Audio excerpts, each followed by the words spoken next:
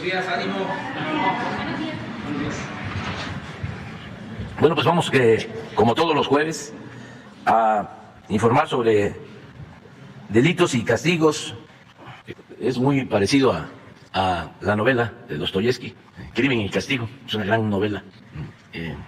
Tiene otro propósito, desde luego, pero aquí es cómo se cometen delitos y se evita que esos delitos no se castiguen.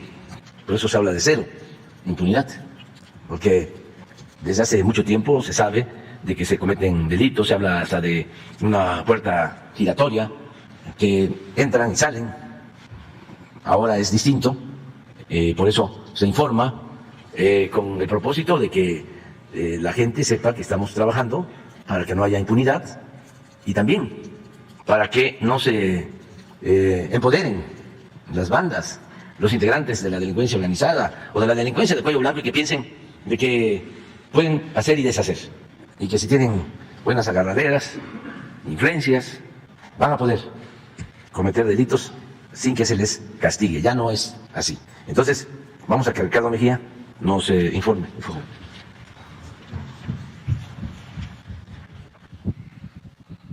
Con su permiso, señor presidente, muy buenos días a todas y a todos.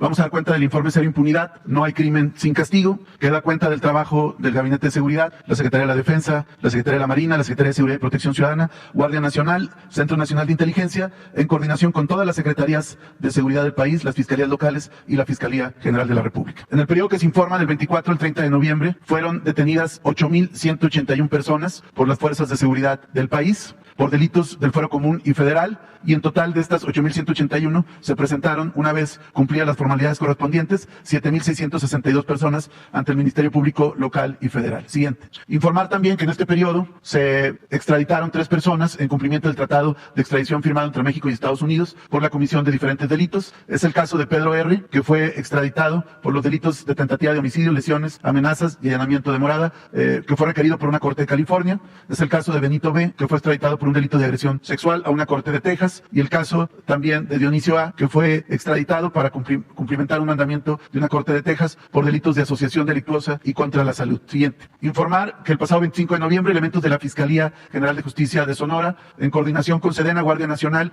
y la Secretaría de Seguridad Pública del municipio de Cajeme, detuvieron a 5 personas tras cumplimentar una orden de cateo en un inmueble de Ciudad Obregón. Estas personas tenían a 2 personas privadas de la libertad desde el pasado 23 de noviembre.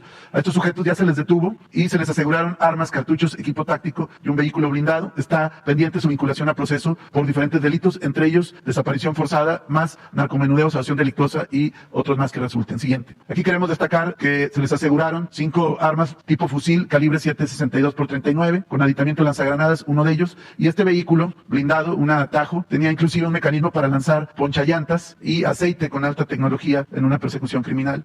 Ya están asegurados. Siguiente. Informar del homicidio de un menor de 8 años donde fueron detenidos 2 familiares indirectos del pequeño de 8 años de edad. Estos son los presuntos homicidas, ya están vinculados a proceso y fue una acción de la Fiscalía General de Justicia de la Ciudad de México. Siguiente. También informar de la detención del presunto feminicida de Grisel Pérez Rivera, quien era activista de derechos humanos. Ella fue hallada sin vida en marzo de 2021 en la comunidad de Durazno de Mixquihuala de Juárez, en el estado de Hidalgo, y en una acción coordinada entre elementos de la Fiscalía del Estado de México y la Procuraduría de Hidalgo, en Chimalhuacán, lograron la detención de Gerardo Esteban N., pareja sentimental de la víctima y quien se le acusa no solamente del feminicidio, sino también de la desaparición que en su momento perpetró este sujeto. Ya está vinculado a proceso penal. Siguiente. También informar de la detención y posterior vinculación a proceso del exalcalde de Ciudad Cerdán, Puebla, así como 3 regidores. Este exalcalde, Juan N., se le imputa el delito de ejercicio indebido de funciones públicas durante su administración y por estos hechos se le acredita un daño patrimonial por casi 23 millones de pesos. Ya fue vinculado a proceso y tiene la medida cautelar de prisión preventiva justificada. Siguiente. También informar que en Morelos, dentro de la estrategia de seguridad del mando coordinado, la Policía Estatal logró la detención en flagrancia de 6 personas, generadores de violencia de esa entidad,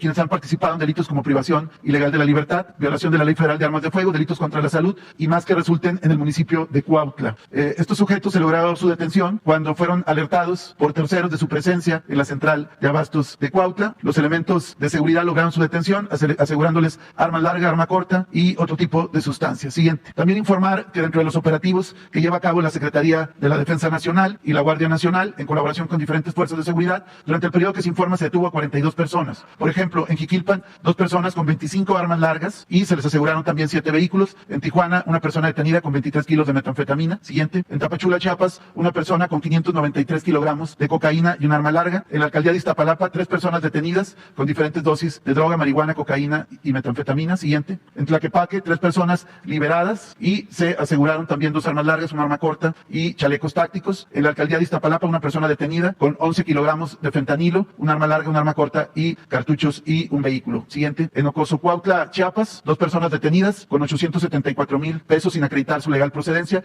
y un vehículo con blindaje nivel 4+. En Nuevo Laredo, Tamaulipas, 3 personas detenidas con 3 armas largas y 2 armas cortas en el operativo de la Sedena. Siguiente. En Mexicali, una persona detenida con diferentes documentos para cobrarse con un valor total de más de $101,000 americanos sin acreditar su legal procedencia. Igual en Ciudad Hidalgo, Michoacán, 3 personas detenidas a quienes se les encontró un cuerpo que está por identificarse y 3 armas largas. Siguiente. En la alcaldía de Iztapalapa, en otra operación, 3 personas detenidas con 120 kilogramos de marihuana. Siguiente. Aquí queremos detenernos para ampliar la información sobre diferentes operativos que se llevaron a cabo por parte de la Secretaría de la Defensa Nacional, la Guardia Nacional y la Coordinación Antisecuestros en el municipio de Pinos, Zacatecas. Por estos eventos, que fueron diferentes eventos durante el mismo día, se logró detener a 3 policías de la Corporación Municipal de Pinos vinculados a actividades delictivas. Se aseguró a 2 agresores y también en otro operativo a otro más y 2 de ellos, de los agresores, fueron abatidos. Esto fue una operación que se llevó a cabo por estas corporaciones para practicar una orden técnica de investigación y cumplimentar 3 órdenes de aprehensión. Sin embargo, fueron agredidos en diferentes ocasiones, resultando un masculino liberado, presuntamente secuestrado, 2 agresores fallecidos, 3 agresores detenidos y se aseguraron también armas largas, vehículos y motocicletas. Desafortunadamente, siguiente, este fue el evento donde, en cumplimiento de su deber, fue privado de la vida el general José Silvestre Ursúa Padilla, mando territorial de la Guardia Nacional en Zacatecas, después de haberse llevado a cabo diferentes diligencias ese mismo día. Lo primero fue el evento de la ejecución del cateo, donde se detiene a los 3 presuntos policías municipales acusados de secuestro agravado. Un segundo evento fue un primer enfrentamiento en las afueras de la comunidad de Los Conos, a 2 kilómetros de Jaltomate, Zacatecas, y ahí fue como resultado 3 presuntos detenidos. El último evento, que fue un segundo enfrentamiento en Jaltomate, ahí es donde un sicario agrede, lesiona fatalmente al general mando territorial de la Guardia Nacional, y este mismo sicario que privara de la vida al general fue abatido también en este enfrentamiento. Siguiente. Durante este mismo operativo se aseguraron vehículos involucrados, hubo las detenciones ya referidos, hubo el aseguramiento de droga y ya fueron vinculados a proceso varios de los perpetradores. Siguiente. En seguimiento de las acciones que lleva a cabo las diferentes corporaciones, la Fiscalía General de Justicia de Zacatecas, la Sedena, CONACE y Guardia Nacional lograron la detención de 12 personas tras dar cumplimiento a una orden de cateo en un domicilio ubicado en Guadalupe, Zacatecas. Es una célula como la anterior, presuntamente del grupo criminal Cártel Jalisco de Nueva Generación.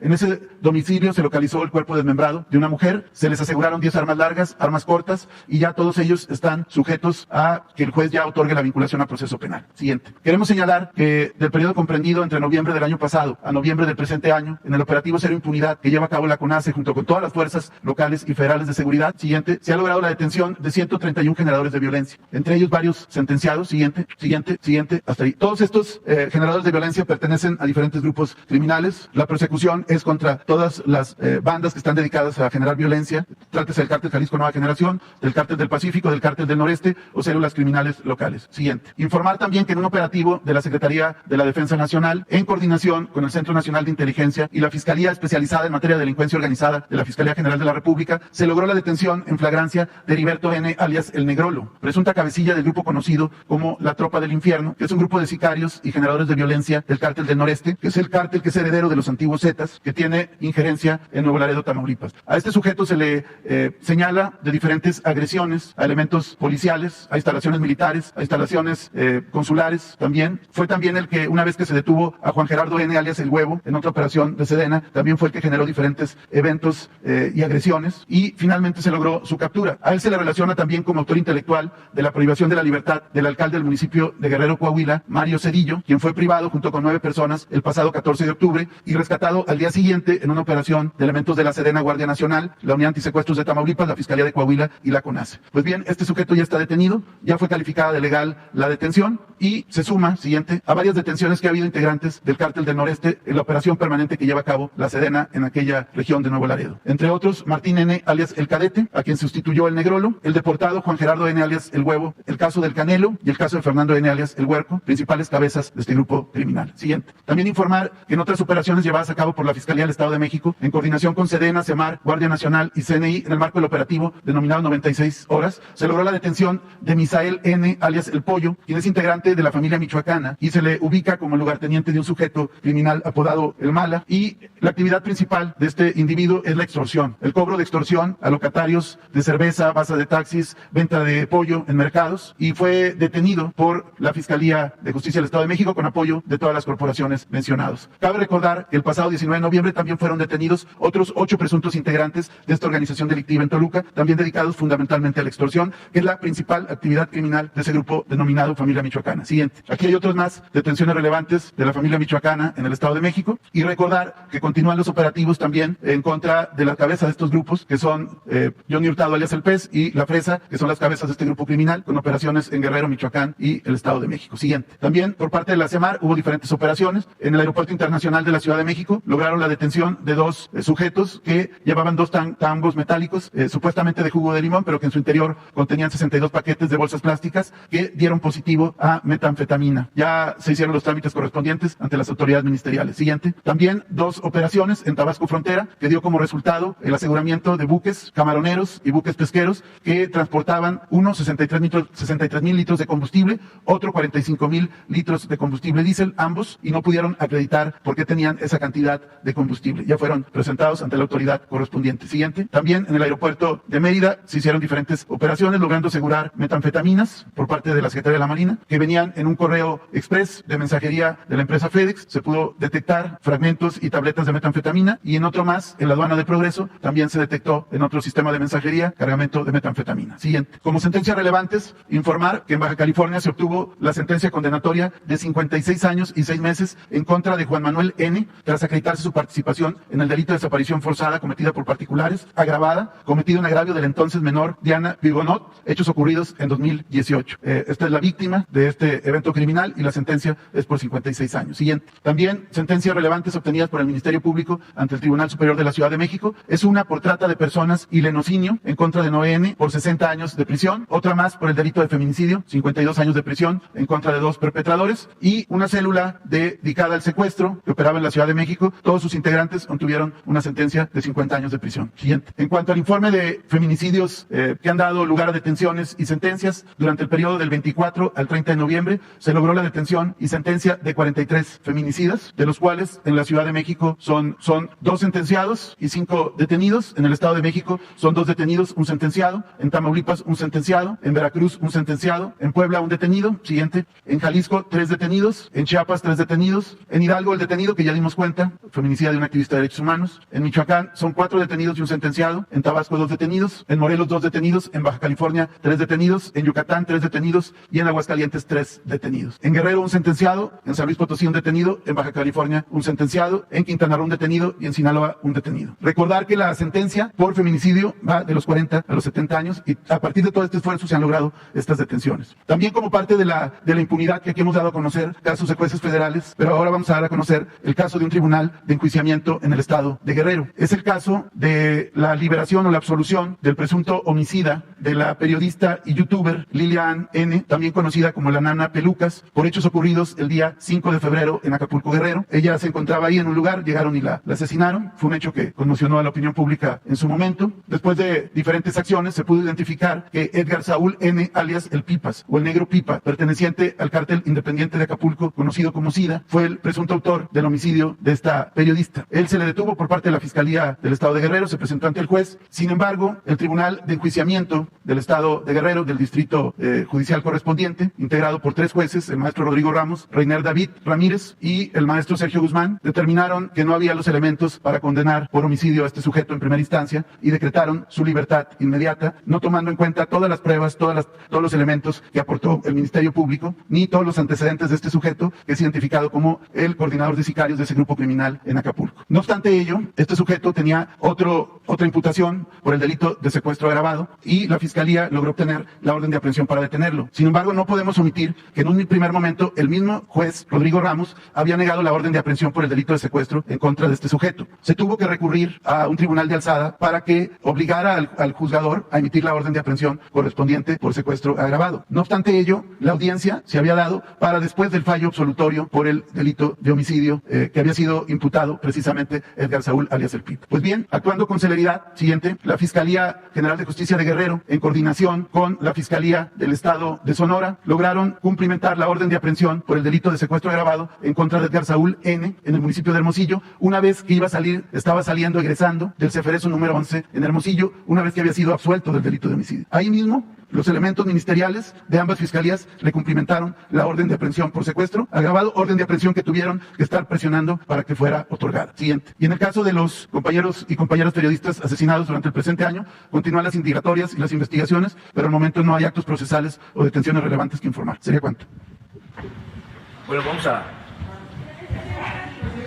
vamos a ver, ustedes tres y ustedes tres. Nada más una pregunta. ¿No han preguntado en los últimos 15 días? Bueno, pues ya, ahí quedó. Sí, bajo protesta de decir verdad. Muy buenos días, señor presidente. Janet Galindo, del Grupo Transmedia La Chispa, Quintana Roo, Campeche, Yucatán. Señor presidente, en días pasados se suscitó que llegó aquí una persona. ¿Qué se ha pensado tras estos sucesos? Usted tuvo contacto directo con las personas el domingo tras la marcha, pero después el que haya traspasado la seguridad a alguien, no han pensado en una mayor seguridad o en no sé, una estrategia, ya que bueno, usted es el primer mandatario, digo, también es tema de seguridad nacional. Bueno, miren, la verdad es que no hay un ambiente enrarecido. Existe diálogo, hay polémica, pero no pasa de eso.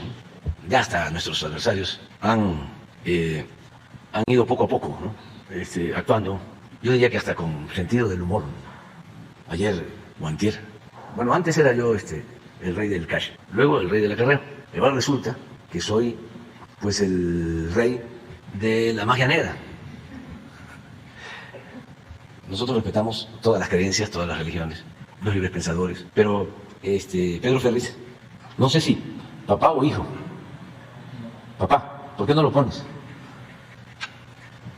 Porque eso no es coraje, odio, eso es ya pues una caricatura de protesta, de cuestionamiento, de crítica, ¿no? Pero no pasa de eso. Tendrán y luego otras cosas de que hay los que están constantemente en las redes y no tienen malas intenciones. Eso que indio Patabrajada de Macuspana, ya hasta expliqué de que yo no usaba zapatos cuando estaba niño. Sí tenían mi papá para comprarme los zapatos, pero hay mucho calor en el trópico. Entonces imagínense lo que es andar con zapatos. Nada más los usábamos y era muy incómodo para ir a la escuela. Salíamos de la escuela y nos quitábamos el zapato y andar sin zapato. Y así jugaba uno béisbol y todo, sin zapato. Mire cómo dice, es un secreto a voces. Así es, así.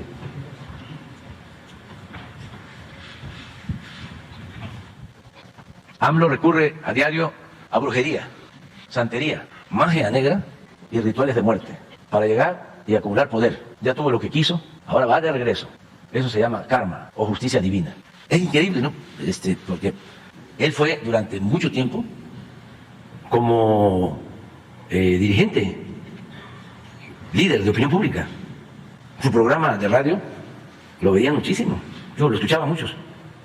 Ahí empezó Carmen Aristegui, otro periodista, Javier Solórzano. Y yo tengo diferencias con él desde hace 20 años. No es nuevo, pues. Pero entonces, ya esto, pues es para que nos relajemos, ¿no? No pasa nada. Y también lo de la polarización. no hay polarización, hay politización. ¿Por qué no hay polarización? Porque la mayoría de la gente está de acuerdo con lo que se está haciendo. Tenemos el respaldo de la gente. No solo es los que se manifestaron.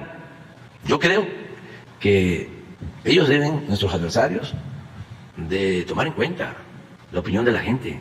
Ese es su principal problema, que desprecian al pueblo y creen que el pueblo es menor de edad, que el pueblo es tonto. No, tonto es el que piensa que el pueblo es tonto.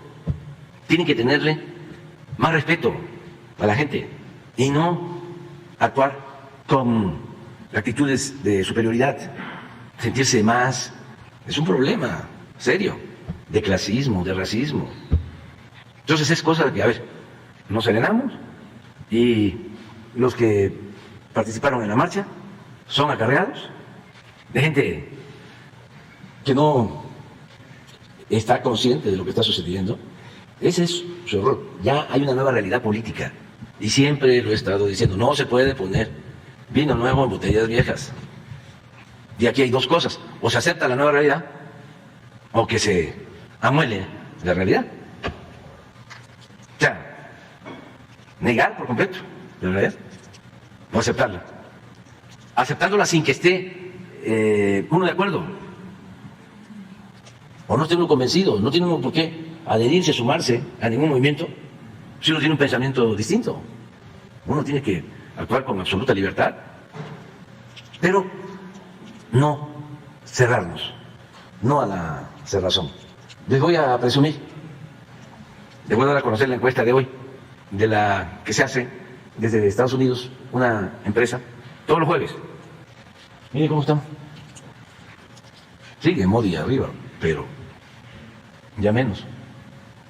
Pero a esto me refiero, de que no hay polarización. Pero pues esté en su derecho, como todos. No podemos pensar todos lo mismo. Yo estoy dando nada más mi opinión. Pero así está. Y también son los sectores a los que estamos apoyando más por humanismo, porque hay que darle más al que tiene menos. La justicia significa eso. No puede haber trato igual entre desiguales. Pero también sectores medios, que no son fifís, ni aspirantes a fifís. Porque también, no cualquiera puede ser fifí. A ver si consigues la definición de fifí del maestro Taracena, pero cómo narra la actuación de los fifís en contra de Madero. ¿Quiénes eran? Pues estamos hablando de hijos de oligarcas, de hacentados porfiristas. A ver si, antes de la quincena trágica, porque no fue la decena trágica, como estos grupos son como Junior, promovían el golpe, pero nada que ver con muchos que se sienten fifís. Pueden aspirar, ¿no? Entonces, no hay tampoco, pienso yo, polarización. Y les decía, hay sectores de clase media que apoyan. A ver si pones una foto de una señora que, pues, tiene una imagen de mujer de clase media alta o alta y dice, yo estoy aquí en la marcha porque estoy a favor de la transformación. Y también empresarios que están con nosotros. Hay quienes pues no coinciden, pero hay quienes, por ejemplo, no ven bien lo que hace Claudio. No crean que todos le aplauden. No, pero Claudio se situó como el jefe del bloque conservador y es el que maneja los partidos de ese bloque. Claro que hay empresarios en México muy inteligentes. ¿Cómo se van a dejar representar por Claudio? A lo mejor a pantalla, pues a los dirigentes de los partidos. Por lo mismo, ¿no? Claudio X González, su papá, muchas veces presidente del Consejo Coordinador Empresarial, el impulsor de la guerra sucia en contra de nosotros. Él, apoyador, en su momento, de la campaña del licenciado Peña, aunque después hubieron diferencias. Puede ser que salga, si no lo dejamos pendiente, pero sí es muy interesante, porque esta alacena es, de lo que pasó día con día y la actitud de estos personajes, y quiénes eran. Eso es importante. Sí, lo dejamos después. De hecho, en una de sus conferencias, la doctora Sheinbaum comentó que esta marcha, pues el apoyo fue tan fuerte que puede pasar a los libros de texto, puede pasar a la historia. ¿Cuál sería, mi pregunta sería hacia usted, a usted cómo le gustaría pasar a la historia este gobierno de transformación? Bueno, yo, antes que nada, agradecerle mucho a la gente y volver a insistir de que este no es un movimiento de un solo hombre, de un grupo de dirigentes, ni siquiera de un partido. Ese es un movimiento de millones de mexicanos. Conceptualmente, teóricamente, las revoluciones, las transformaciones, se pueden hacer a partir de que hay una vanguardia, es decir, un grupo que está muy consciente de la necesidad de un cambio, pero no deja de ser minoritario. Es un grupo en donde hay conciencia de miles, puede ser de millones de personas, pero no significa todo el pueblo. Cuando hay revoluciones y se triunfa así, se corre el riesgo de que haya traiciones. Se triunfa y los que llegan se olvidan del pueblo, no resisten las tentaciones del poder. Por eso, lo mejor, que es por lo que optamos nosotros, es por crear conciencia masiva. El ir pueblo por pueblo, plaza por plaza, y muchos años. Entonces, como nunca, hay millones de mexicanos, mujeres y hombres conscientes. Este es el fenómeno nuevo, del todo nuevo. Incluso en nuestro proceso histórico, en la independencia, pues desde luego se contó con el apoyo, la dirección de dos curas extraordinarios, rebeldes, Hidalgo, Morelos, y de mucha gente que los siguieron, pero no necesariamente era todo el pueblo. Tan es así que lo hemos dicho aquí, asesinan a Hidalgo, le cortan la cabeza y le exhiben 10 años en la plaza. ¿Qué no pudo el pueblo de Guanajuato o el pueblo de México pedir o exigir que ese agravio no se realizara, ese escarmiento? Es hasta que triunfa el movimiento de independencia en el 21 que ya quitan la cabeza de donde la exhibieron, el padre de nuestra patria. El movimiento de reforma, eso es lo más excepcional que hay en la historia. Porque imagínense un grupo de liberales que enfrenta el poder del clero en ese tiempo, que el clero era el dueño de todos los bienes materiales, pero no solo eso, de las conciencias. Hoy, en la encuesta del 2020, en el censo, creo que 77% expresaron ser católicos. Hasta ahora. Imagínense tomar una decisión de expropiar los bienes del clero, establecer el principio bíblico de que a Dios lo que es de Dios y al César lo que es del César. Eso no se llevó a cabo en ningún país del mundo. Pero lo mismo es una vanguardia de liberales, eso sí, mujeres y hombres que parecían gigantes. Es lo mejor que ha habido. El mejor gabinete, los mejores intelectuales, la mejor prensa, el mejor presidente de toda la historia de México. Dicen algunos, fue un milagro. Otros dicen, fue una chiripa. La revolución, que fue, sobre todo, a partir del asesinato de Madero, un movimiento masivo, muy violento. 1 millón de mexicanos perdieron la vida por violencia y por epidemias y por hambre. De todas maneras, no era todo el pueblo. Lo nuestro es pacífico, es una transformación que tiene como propósito un cambio de mentalidad, una revolución de las conciencias. Y eso lo hemos logrado. Hace falta más. ¿Y cuáles son los fundamentos? Pues el que seamos humanos.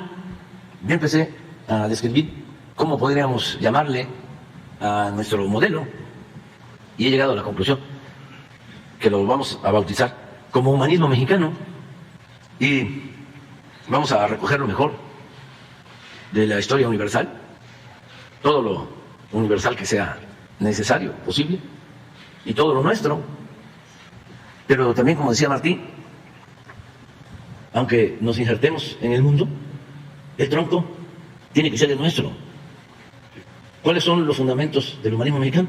Pues es el pensamiento de Hidalgo, el pensamiento de Morelos, el pensamiento de Juárez, el pensamiento de Madero, el pensamiento de Villa, de Zapata, de los Flores Magón, el pensamiento de Lázaro Cárdenas. Y dicen los dirigentes del PAN que les estamos plagiando lo del humanismo. ¿Ustedes creen que los conservadores estaban de acuerdo en que se aboliera la esclavitud, como lo quería Hidalgo?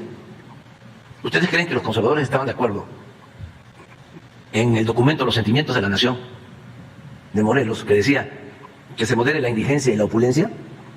¿Tiene que ver eso con el pensamiento conservador? ¿No lo que decía Morelos?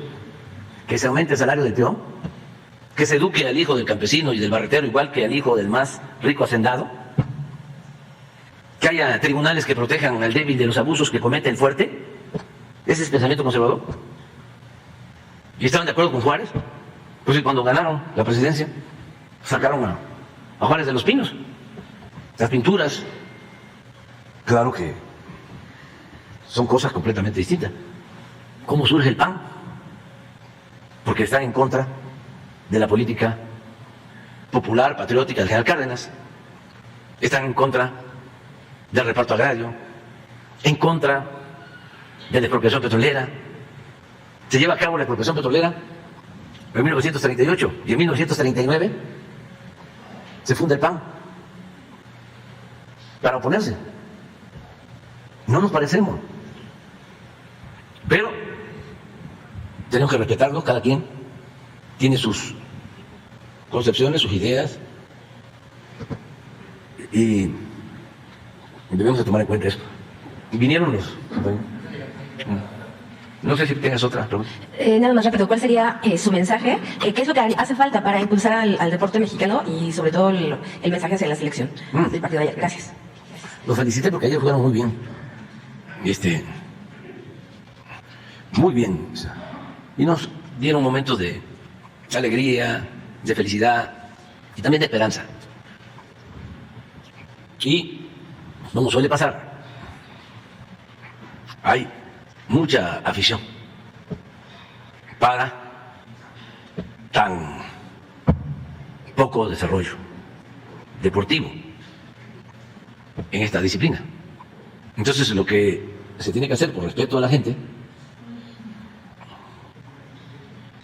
es formar buenos futbolistas, que se puedan crear escuelas y que se destinen recursos con ese propósito.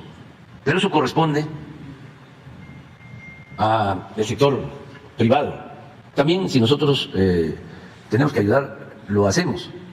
Sobre todo por el entusiasmo de la gente y por el respeto que merece la gente. Esa es mi opinión, ¿no? Y también puse lo de los memoriales de Culhuacán. Es un texto bellísimo. Es ánimo, mientras existe el mundo, no va a desaparecer la fama y la gloria del México de Tenochtitlan. Somos primeros lugares en muchas cosas. Estamos en los primeros lugares. ¿Saben en qué estamos en los primeros lugares que deberíamos sentir muy orgullosos? En cultura. México es de los pueblos con más cultura en el mundo. Y a mí me gustaría muchísimo que, por ejemplo, fueran a visitar los pueblos de Oaxaca, a la Sierra Norte, la Sierra Juárez, o a la Mazateca, o al Istmo, o a la Sierra Sur. Van a ver cuánta cultura hay. Oaxaca es de los pueblos con más cultura en el mundo. Y así México. Entonces, no hay que sentirse mal, estamos adelante, bueno, no es para presumir, pero estamos en segundo lugar a nivel mundial. Y Modi es un buen presidente de la India. Yo digo, estamos bien calificados por nuestro pueblo. No hay en el mundo, por ejemplo, lo he dicho en otras ocasiones, un programa de reforestación como el de México. No hay en el mundo una obra como el Tren Maya. No hay en el mundo un plan para el bienestar de la gente como el que se aplica en México. No hay. Entonces hay que verlo todo y hacia adelante, y son procesos. Se tiene que ir avanzando en todo, pero lleva tiempo. Que iba a venir titular del INAH para hablando de cultura, precisamente para ver lo del rescate de las piezas arqueológicas. Sí, es muy probable que la semana que viene sí esté con nosotros porque vamos a hacer una gira. Bueno, hoy salimos en la tarde a Veracruz, mañana la reunión de seguridad va a ser en el puerto, también la conferencia, y se va a tener una reunión de gobernadores para el tema de seguridad en Veracruz. Y por la tarde-noche vamos a constatar la remodelación, los trabajos de conservación del fuerte de San Juan de Ulúa, que estuvieron a cargo de la Secretaría de Marina. Y me han dicho, y vamos a eso mañana, que quedó muy bien. Ese es un monumento histórico, es sinónimo de independencia, porque ahí es donde se han protegido los defensores de nuestra República en los momentos de invasión.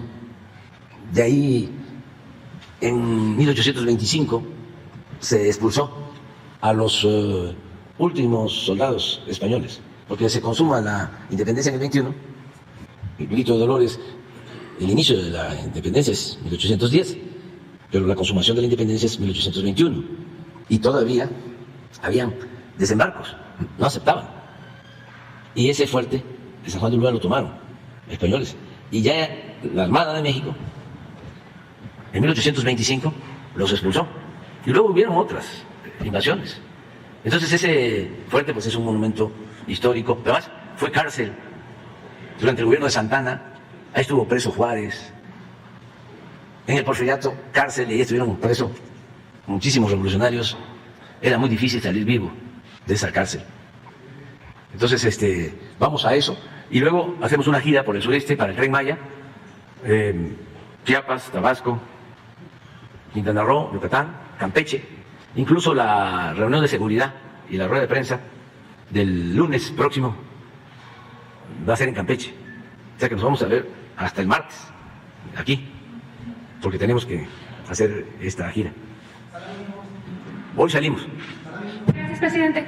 Shaila, Ya está todo. Shaila Rosagel, corresponsal de Grupo Gili, el Impasible Sí. Sonora, La Crónica de Mexicali y Frontera de Tijuana. Presidente, nada más pedirle un análisis o una opinión sobre el fútbol mexicano y luego de los resultados que tuvo la selección mexicana que fue eliminado, y también históricamente, no sé si nos pudiera dar un análisis, una opinión sobre el fútbol mexicano en general. Ya hablé sobre este tema. Es que si no, así como nos acusan de magia negra, nos van a echar la culpa a nosotros. Entonces, todo lo que diga se usaría en su contra, entonces mejor me quedo callado. Bueno, presidente, gracias. Sobre el tema que comentaba la compañera del joven que ingresó burlando la seguridad del Palacio Nacional el lunes, que dijo, bueno, comentó al muchacho que había dicho que iba para Hacienda y se metió, fue el que gritó aquí mientras estábamos en la conferencia de prensa. ¿Qué fue lo que falló? No sé si ya le revisó usted con su equipo, ¿qué fue lo que falló en materia de seguridad? Y si van a revisar protocolos para cuando usted está aquí en Palacio en la conferencia de prensa. Pues sí se hace, ¿no? Pero tampoco afecta. Es que la gente no tiene ánimo de dañar. En este caso es un oficial del ejército que fue suspendido por alguna razón y entonces se está exigiendo que se le reconozcan sus derechos. Quiere ser escuchado. Y ya la Secretaría de la Defensa, el general secretario, Ya incluso hasta me envió el informe sobre la situación de esta persona y se le va a seguir atendiendo. Pero no hay un ambiente de odio, de violencia. Afortunadamente se enojan y insultan, pero no pasa de ahí. Hasta la señora que dijo que yo era de Tabasco y de Macuspana y indio, Patarrajada, ofreció disculpa, no a mí, pero sí a mis paisanos de Macuspana. Se le olvidó que yo digo que soy de Tepetitán, porque Macuspana pues es la cabecera municipal. Mi pueblo es más pequeño. Es un pueblo a la orilla de un río, donde fui muy feliz. Entonces, pues ya con eso. Pero no se revisará algún protocolo de seguridad, porque, bueno, es difícil entrar, a nosotros nos acreditan, pues tenemos todo un proceso para poder ingresar aquí a Salón Tesorería. Y bueno, el muchacho dice, entró por atención ciudadana, preguntó creo que dónde está el baño, llegó hasta acá y dónde está Hacienda y se metió. Sí, pero vamos a cuidar eso. Pero la gente no está en el ánimo de hacer daño. Presidente, ya nada más por último, preguntarle... Además, fíjate, que tratas este tema. ¿Cuántos se manifestaron? Ya no hablemos de la cantidad. Pero no se rompió un vidrio. Estamos hablando de muchísima gente, todos en orden, respetuosos, creativos, contentos, felices. Era una fiesta. Nada de que pongan las vallas porque ahí vienen los marros, ¿no? Y a romper vidrios o el soplete. No, la gente, la mayoría, muy consciente. El pueblo no quiere la violencia. Y yo he estado aquí subrayándolo. Si uno defiende una causa, lo puede hacer con la no violencia. Es Gandhi, es Tolstoy, es Mandela, es Luther King. No violencia. Ahora, si no se lucha de verdad por una causa, de verdad, si no es una moda, si no hay convicciones, pues entonces no es para que se avance en que esa causa triunfe, sino es para que cada vez tengan menos simpatizantes. La no violencia, la resistencia civil pacífica es fundamental y no hay que caer en ninguna provocación, hay que resistir todas las provocaciones. Ya nada más para finalizar, presidente, ¿qué información tiene de la conclusión de la carretera? Ya en septiembre dijo que ya está a punto de terminarse, ya hay personas en Vican, por ejemplo, ya han visto que está el tramo listo. ¿Qué información tiene? ¿Cuándo se entregaría? Creo que ya está terminada ese tramo hacia Nogales, ¿no? De Santana a Nogales. Sí, pues ya que tenemos un muy buen gobernador y un representante del pueblo Sonora, al que le tenemos mucha confianza, Alfonso Durazo, que él la inaugure. Sí, me han dicho eso, pero de todas maneras, para no equivocarnos, así que para no equivocarnos, lo mejor es preguntar. Entonces voy a verlo ahora, ¿sí? Ya te informamos. Les tenemos una buena noticia, muy buena noticia. Y quiero aprovechar para agradecerle al sector obrero y de manera muy especial al sector empresarial, porque ya llegaron a un acuerdo para el aumento al salario mínimo. Hoy muy temprano se reunieron y hay consenso. Es decir, sector obrero, sector empresarial y gobierno coinciden una vez más en el incremento al salario mínimo.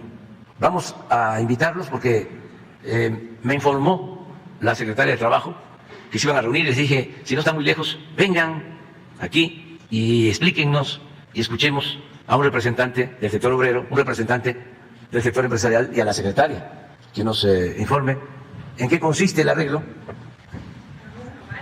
Varios arreglos. ¿Cómo? Se quisieron venir todos, porque son varios. Todos son representantes de la comisión. Un aplauso.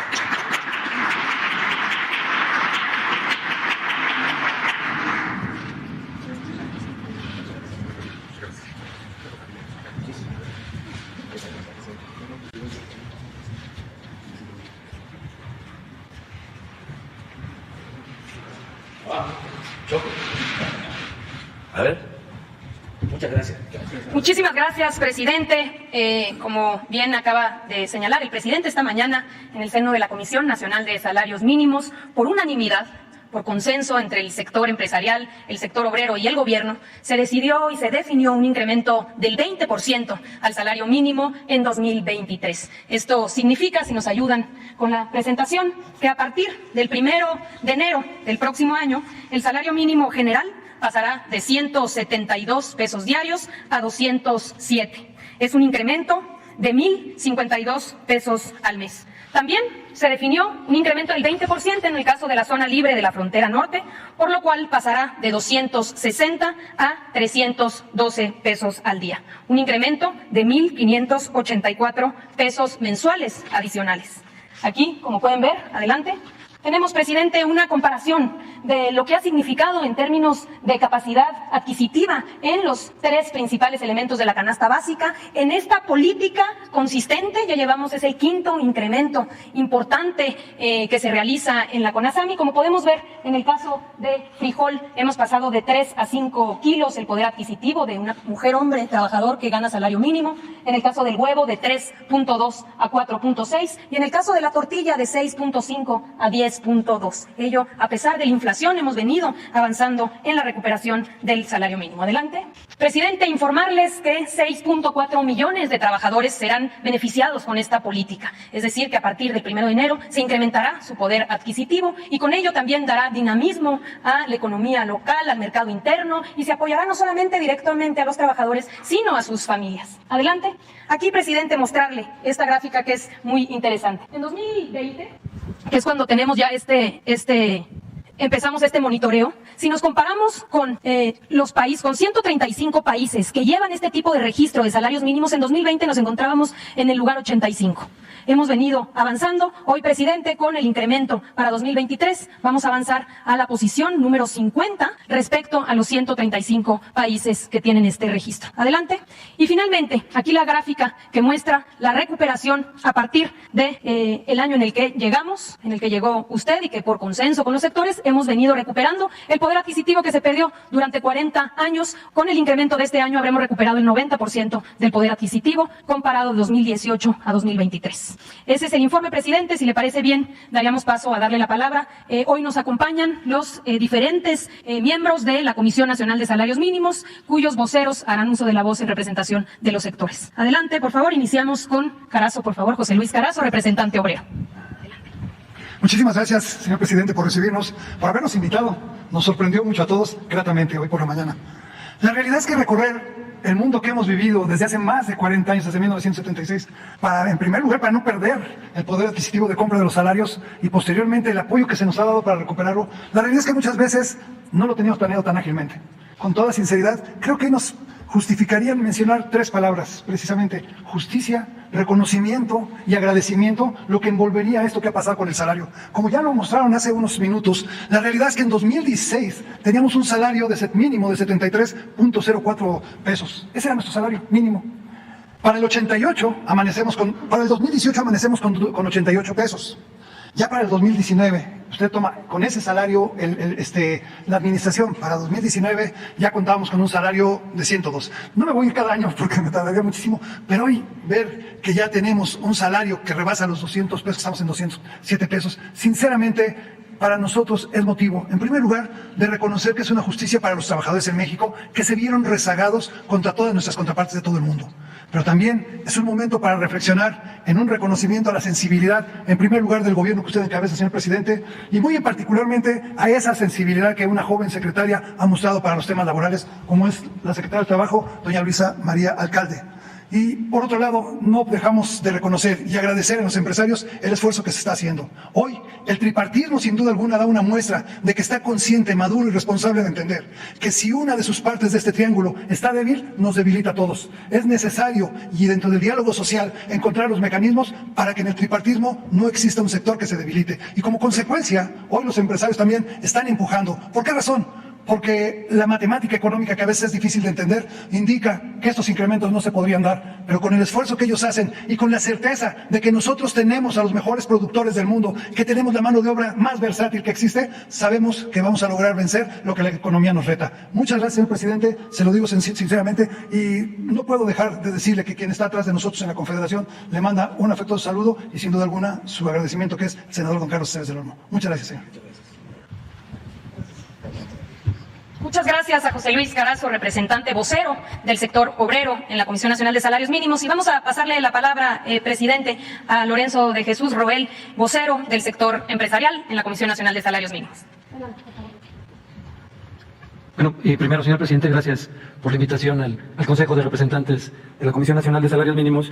Y muy importante, como usted lo señaló, este resultado del diálogo social del tripartismo, en donde interviene el sector obrero, hoy dignamente representado el sector empresarial, con la intervención, por supuesto, ante la Comisión Nacional de los Salarios Mínimos de Luis Felipe Munguía, quien participó en este proceso en representación del gobierno, y por supuesto pues, la magnífica participación de siempre en este diálogo social de la secretaria Luisa María Alcalde, a la que le agradecemos también su participación, y simplemente decirle que, como usted sabe, el sector empresarial pues va a continuar apoyando este proceso de empoderamiento del salario mínimo general, con esta meta que desafortunadamente el tema de inflación que sufrimos en México nos complicó la cifra, pero seguiremos en ese impulso, y sobre todo con esta intención del sector empresarial, con temas de productividad, competitividad, podemos seguir avanzando. Sé que significa para nuestro sector una importante decisión, pero simplemente apoyada, y en este camino pues simplemente buscar un México mejor, competitivo, y que precisamente no tengamos señalamientos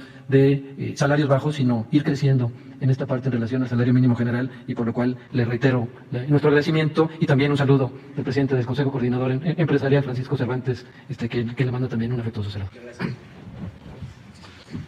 Pues, presidente, con eso concluimos la jornada del día de hoy, 1 de diciembre. Será publicado en el Diario Oficial de la Federación, y, por supuesto, será pues un mandato obligatorio a partir del 1 de enero de 2023. Señalar, presidente, que hay conciencia, hay un compromiso de que podamos llegar al 100% de recuperación en términos reales para el fin de esta administración. Tanto el sector obrero como el sector empresarial han asumido ese compromiso, entendiendo la importancia que tiene para nuestro país el salario mínimo, y dejar atrás una política de contención sostenida que nos llevó a ser uno de los países con los salarios más bajos del mundo. Así que, pues, agradecer, por supuesto, a ambos, en especial al sector empresarial, y a usted, presidente, por su liderazgo, porque gracias a ese liderazgo es que hemos logrado llegar a este acuerdo unánime. Gracias. Bueno, pues de nuevo, muchas gracias. Qué bien que no sabían, ¿verdad? Porque esta es una buena noticia. Se está recuperando poco a poco el poder adquisitivo del salario, y tenemos muy buena relación con el sector obrero, pero yo quiero destacar la participación muy especial del sector empresarial, porque es donde hay más resistencias a veces. Hemos contado con el apoyo del sector empresarial, y solo en una ocasión no hemos logrado consenso. Pero el que ahora se haya logrado este acuerdo es muy importante, porque estamos pues enfrentando una inflación de carácter internacional, y existe alguna preocupación del sector empresarial y desde luego de nosotros, porque no podemos permitir que se desate la inflación, porque eso afecta mucho.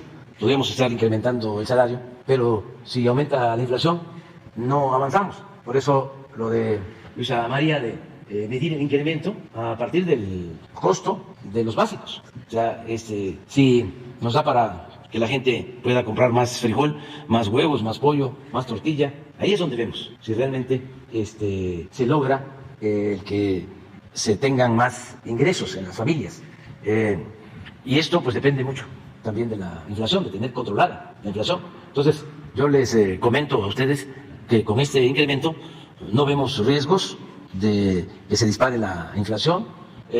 Además, estamos llevando a cabo un plan antiinflacionario que significa destinar un subsidio de más de 300,000 millones de pesos este año para que no aumente el precio de las gasolinas y del diésel. Y ese es un componente importante en la inflación comparada entre países. México es de los países en el mundo con menos inflación en energéticos. Esa política la vamos a continuar, y sí ayuda mucho al sector empresarial. Lo mismo, no van a haber aumentos en el precio de la energía eléctrica, no vamos a aumentar los precios del gas, y no vamos a aumentar impuestos. Y estamos llegando a acuerdos con industriales, con cadenas de distribución del comercio, para tener una canasta básica accesible a los consumidores. Entonces vamos a estar muy pendientes para que esto no se disminuya en los hechos, en términos reales, sino que se conserve el 90% del incremento en lo que va de nuestro gobierno, 90% en términos reales, 90%. Esto es algo excepcional y muchas gracias, y es muy buena noticia para todos los trabajadores. Ustedes saben que la mayoría de los trabajadores gana más, afortunadamente, que el salario mínimo.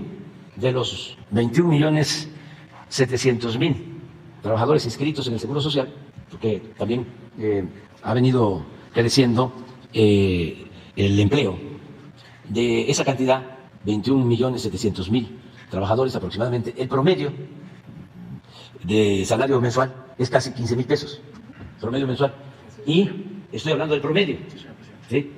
Hay muchos trabajadores que tienen ingresos que son superiores de acuerdo a sus contratos colectivos de trabajo. Pero si el salario mínimo no es tan mínimo, ayuda a que hacia arriba, aunque no puede ser también en el mismo porcentaje, porque son cosas distintas. Estamos hablando aquí en términos muy realistas, sin demagogia.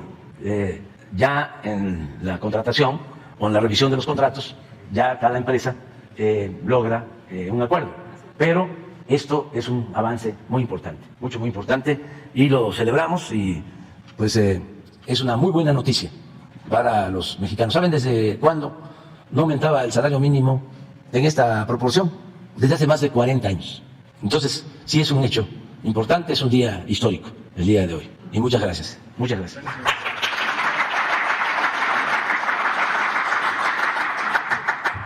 Cuando quieran venir a la conferencia, ¿hay invitados? Gracias, muchas gracias. A ver, vengas, por favor.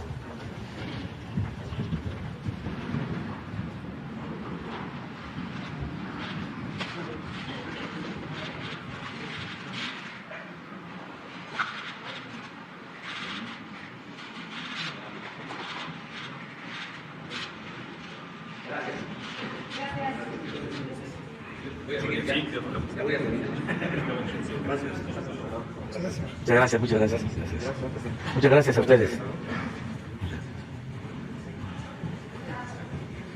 ¿A dónde quedamos? El joven. Buenos días, presidente. José Manuel Fuentes, de Capital 21.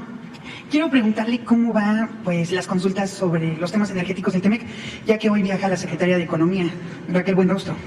Esa sería mi primera pregunta. Se está llegando a un acuerdo. Hay una actitud muy favorable de parte del gobierno de Estados Unidos y de Canadá. En efecto, se reúne, no sé si hoy o mañana, la secretaria de Economía, Raquel Buenrostro. Hoy viaja para reunirse con sus contrapartes y ver lo del tratado en el tema energético. Pero se ha avanzado bastante y estoy seguro que nos va a traer buenas noticias. Raquel. Y en una segunda pregunta, hace unos días usted y su homólogo colombiano Gustavo Petro acordaron convocar una conferencia internacional de mandatarios de Latinoamérica para rediseñar y replantear la política de drogas. Mi pregunta sería, ¿de qué va el rediseño? ¿Cuándo sería? Y si esta estrategia pertenece también o forma parte del humanismo mexicano para cambiar la lógica que antes se manejaba para combatir a los narcotraficantes y el tráfico de drogas. Sí, el presidente Gustavo Petro tiene una propuesta, la esbozó, dio a conocer los lineamientos generales. La idea pues es atender más lo preventivo, el que se pueda evitar que la gente, sobre todo los jóvenes, por necesidad, se dediquen a estas actividades ilícitas. Y él tiene una propuesta, me invitó, yo acepté y quedamos en reunirnos. Es probable que sea en Colombia el encuentro. Tengo entendido que va a invitar a otros presidentes de América Latina, del Caribe, a esa reunión. No lo hemos definido todavía en cuanto a la fecha del encuentro, la agenda, pero nos vamos a ver el día 14, que vamos a ir a Lima, Perú. Hablé con el presidente Petro y nos va a acompañar, y va a estar también el presidente de Chile. Estaba por confirmar el presidente de Ecuador, Esto para el día 14 de diciembre. También ya se está empezando a elaborar la agenda de la visita del presidente Biden y del primer ministro Trudeau para el día 9 y 10 de enero. Eso es lo que tenemos hasta ahora. Esa reunión en Colombia posiblemente sea después de la visita del presidente Biden, de esta cumbre en la Ciudad de México, pero sí tenemos ese compromiso con el presidente Gustavo Petro, que es un gobernante muy responsable y le tenemos mucha confianza. Creo que Colombia avanzó mucho. Felicito al pueblo de Colombia por la elección de su presidente. Eso es lo que puedo comentarle. Bueno, también me gustaría preguntarle por qué aceptó, qué le pareció atractivo de esta propuesta de Gustavo Petro. Bueno, es que pues ellos tienen mucha experiencia en el daño que causan las drogas y han hecho planes y saben qué es lo que puede ayudar a enfrentar lo de el cultivo de, en este caso, la coca y el tráfico de la droga. Entonces, él trae ese plan y coincidimos de que es importante verlo no solo con la visión de Estados Unidos, sino verlo a partir de la visión de América Latina. Esto no significa confrontarnos, sino analizar nosotros cómo podríamos enfrentar este problema y sobre todo el que no haya violencia, cuidar que no pierdan la vida por el crimen organizado, ni quienes se dedican a esas actividades ilícitas, ni las autoridades o agentes de policía, del ejército, que también padecen y se tienen que buscar formas más eficaces para enfrentar los problemas del crimen organizado, el narcotráfico y atender las causas, no solo resolver las cosas o tratar de resolver las cosas con medidas coercitivas. Hay planes que pueden ayudar mucho. Estamos nosotros, por ejemplo, ayudando en países de Centroamérica con el programa Sembrando Vida y se está avanzando mucho. Esto no solo por la cuestión de las drogas, sino fundamentalmente para dar opciones a la gente y que no se vean obligados a abandonar sus pueblos, que tengan trabajo en sus comunidades. Un día de estos, yo creo que en menos de un mes, vamos a dar a conocer un reportaje que se hizo de toda la cooperación de México en Centroamérica y en el Caribe para atender las causas que producen la migración. Y vamos a poder escuchar los testimonios de la gente que está trabajando en estos programas. Eso, por ejemplo, es algo que siempre le insistimos al gobierno de Estados Unidos. El que se invierta en programas como el Sembrando Vida, como el de Jóvenes Construyendo el Futuro, para que haya opciones, para que haya alternativas y para que la gente no se vea obligada a abandonar sus comunidades. Esas son opciones, son alternativas. Entonces, lo mismo que en el caso de la droga. Nosotros estamos aplicando el programa de Sembrando Vida en las zonas donde más se siembra la droga, en la sierra, y ya estamos teniendo buenos resultados. Ya la gente, en vez de sembrar la marihuana o la amapola, ya está sembrando árboles frutales, maderables. Esto en Durango, en Sinaloa y en otros estados. Eso funciona, sin duda. Y vamos a continuar con ese programa. Y bueno, y por último, ¿este programa no se lo propuso al presidente Petro para que lo aplicara en Colombia? Sí, él sabe, pero él trae un planteamiento muy bien articulado, pensado, y vamos a analizar bien su propuesta. Muchas gracias, presidente. Nos vamos al día 13. Pues nada más. Estamos viendo eso porque, dependiendo si hay vuelos a la hora que se requiere, si no va a ser la Fuerza Aérea, pero estamos buscando que sea en línea comercial. Pero si no hay la hora, bueno, es que hay veces que el avión sale a las 6 de la mañana, entonces ya no hay reuniones de seguridad ni mañanera, o es muy tarde. Estamos buscando eso. ¿Mande? No. Ahí sí, como dice Pedro Ferri, zafo. No, eso sí, no. Por cierto, que les invito para que vean que están los gatitos que los cuidamos mucho aquí en Palacio, porque tienen también una campaña de esa, de que ya no están los gatos, ¿no? Sí, pero que los vean porque pues, sí. Gracias, presidente. Buenos días. Nancy Flores, de la revista Contralínea. Buenos días a todos y a todas. Presidente, preguntarle si estaba enterado de esta reunión que sostuvieron algunos directivos de bancos, específicamente de BBVA, de Banorte y de Santander, a propósito de esto que se votó en la Cámara de Diputados, esta reforma a la Ley de Instituciones de Crédito, que pues garantiza que sea el gobierno quien pueda obtener los recursos de cuentas que ya han sido abandonadas, que tienen más de 6 años abandonadas. Y en esta reunión los representantes de estos bancos pues estaban pues muy nerviosos por qué va a pasar en el Senado de la República. Ahora pasó esta iniciativa al Senado y está por discutirse. Y ahí acordaron que ellos van a reactivar estas cuentas con pequeños depósitos de entre 100 y 1,000 pesos, en dado caso de que el Senado apruebe esta reforma a la Ley de Instituciones de Crédito, y con ello evitar, sobre todo en las cuentas que tengan más recursos, en las más abultadas, evitar que el gobierno las pueda obtener a través de la Secretaría de Hacienda y la Comisión Nacional Bancaria y de Valores. Esta reactivación pues la harían de forma artificial para que estos bancos sigan quedándose con estos recursos. De por sí ya lo venían haciendo. Cuando las cuentas son abandonadas, ellos se apropian de este dinero. Y la iniciativa lo que busca es que este recurso pues se aplique en términos de seguridad y también de seguridad social. Preguntarle si tenía conocimiento de esta reunión y también su opinión al respecto.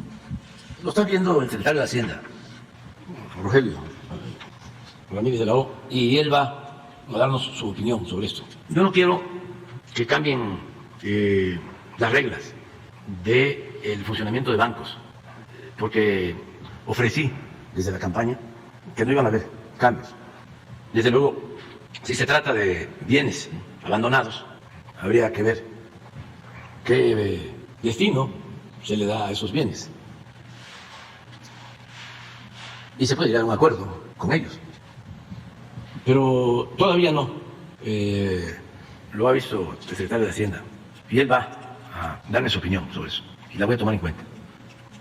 Presidente, en otro tema, preguntarle también sobre esta discusión. Ya parece que el Senado de la República ha abandonado ya la discusión sobre el glifosato y los agrotóxicos que causan cáncer. El CONACYT ya había dicho que hay suficiente evidencia científica para determinar que este tipo de pesticidas altamente tóxicos causan cáncer. Hay, de hecho, incidencia, ya se ha visto la tendencia de las personas enfermas con cáncer y que tienen contacto con estos pesticidas. Preguntarle si la vía podría ser ahora un nuevo decreto que amplíe el número de agrotóxicos que se van a prohibir gradualmente. Y esto se lo pregunto pues porque usted ha declarado aquí que por encima de la salud no pueden estar los intereses privados, y en este sentido pues ya no se puede permitir que estas transnacionales sigan pues contaminando y matando impunemente a los mexicanos. En otros países está prohibido el uso de estos pesticidas y no se ha generado ninguna hambruna, sobre todo porque quienes pues tienen esta capacidad de siembra masiva de productos pues también tienen la capacidad de conseguir otras tecnologías que sean más amables con el medio ambiente y también con la salud humana. Estamos en eso, estamos viendo eso, lo del glifosato. No queremos que se prohíba y que no haya una opción, una alternativa, porque quienes defienden lo del glifosato sostienen que en el mundo, así como se lo estoy diciendo, no hay todavía algo que lo sustituya. Desde luego que no sea dañino. Entonces se está haciendo un análisis. Se sabe, y es cierto lo que sostienes, que hace daño a la salud. Eso se sabe, pero no hay cómo sustituirlo. Y estamos hablando de la producción de alimentos. Entonces, se estableció un decreto, emití un decreto para limitar el volumen utilizado. Y eso se está cumpliendo. Y el propósito es que cada año se vaya limitando más. En tanto, CONACYT nos da una opinión sobre qué químico utilizar que no sea dañino o qué prácticas orgánicas se aplican, porque pues es el remedio y el trapito, o sea, se necesita una opción, una alternativa. Si es mucho el daño a la salud y no encontramos opciones alternativas, pues se prohíbe, pero estamos en eso, estamos buscando opciones desde herbicidas, vamos a decir, no químicos, hasta el uso del machete y de la tarpala para limpiar hierba, en vez de desaparecerla con bombas de aspersión. Estamos en eso. ya vamos a dar una respuesta. Presidente, también en el contexto de la discusión sobre la reforma electoral, pues ha quedado ya muy evidenciado que los partidos de oposición no defienden realmente la democracia, sino que defienden un modelo en el cual el Instituto Nacional Electoral es cómplice de los fraudes electorales.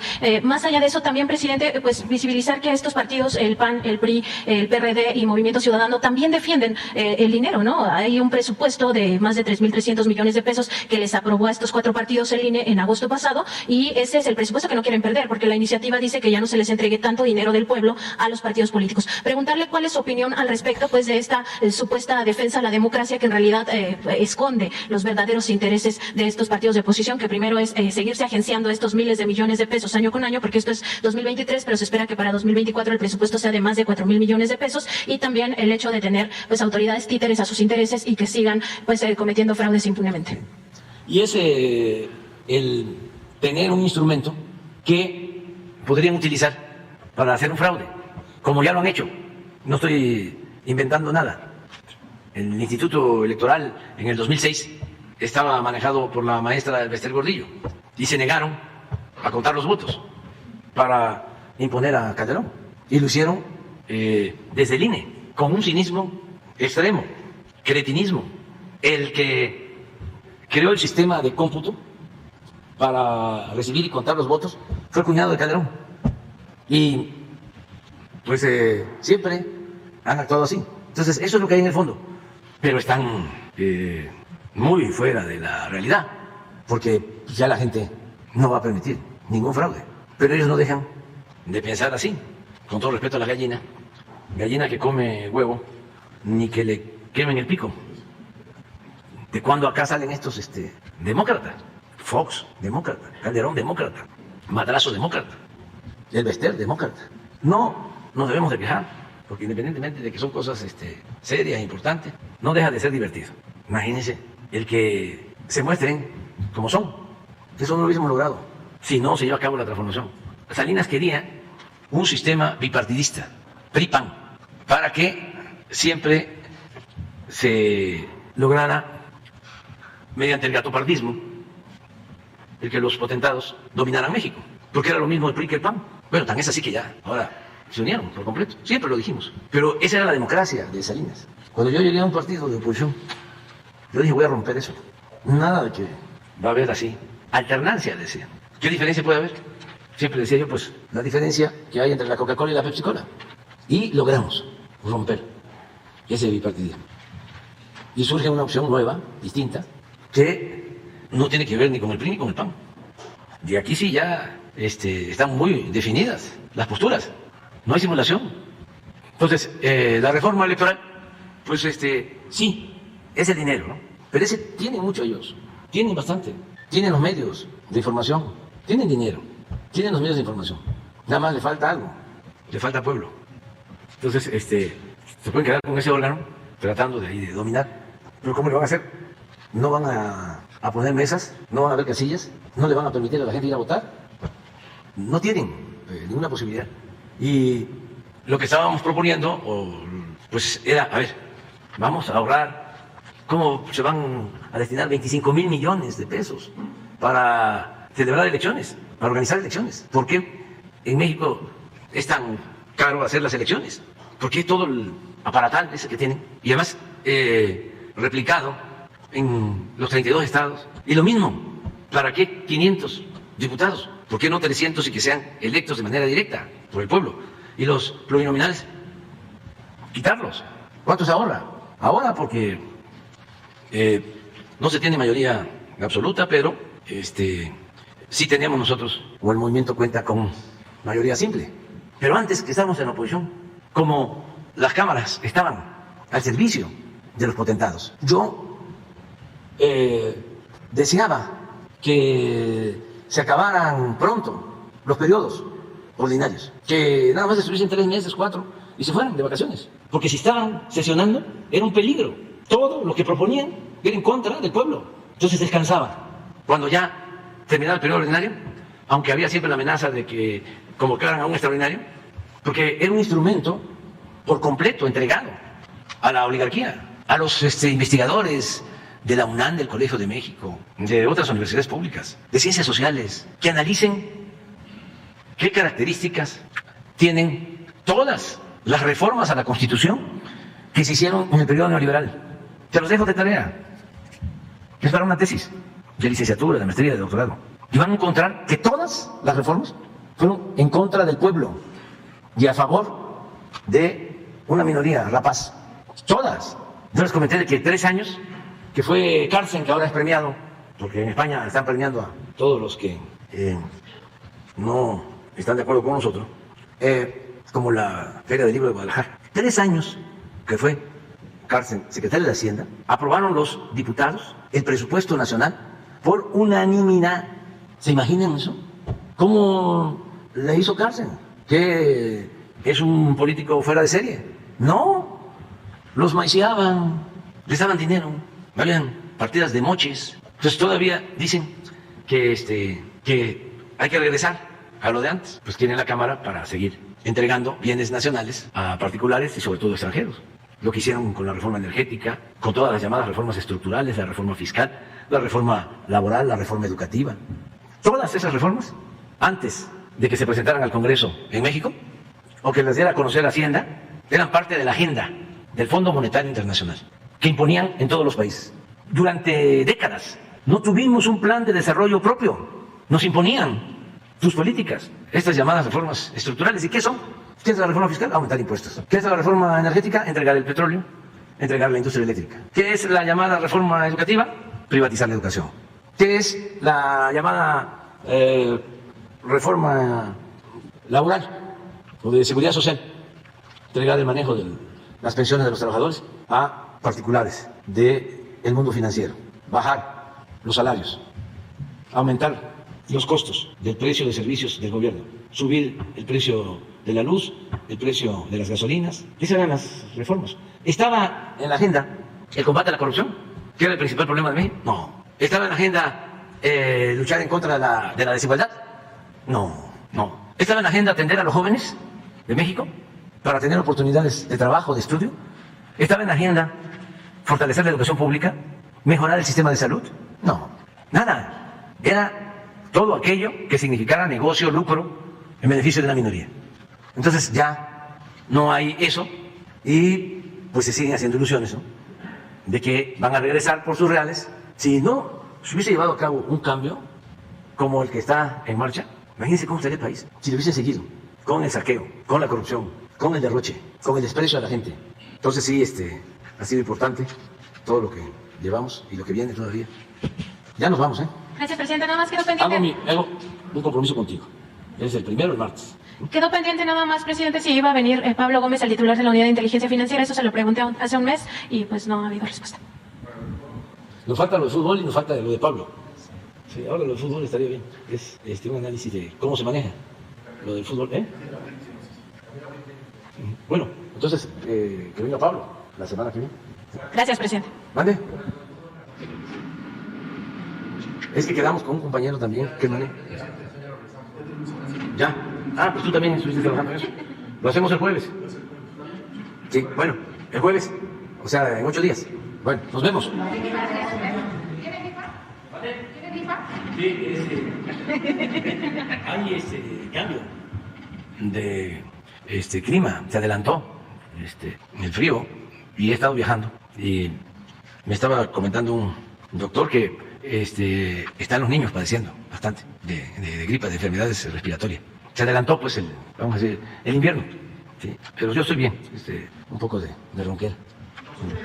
¿Mande? Yo creo que la semana que viene. Sí, yo creo que ese día puede ser. Ese día. Si ya la está trabajando y yo la reviso, aunque voy a estar afuera, siempre estoy viendo documentos y ya la enviamos.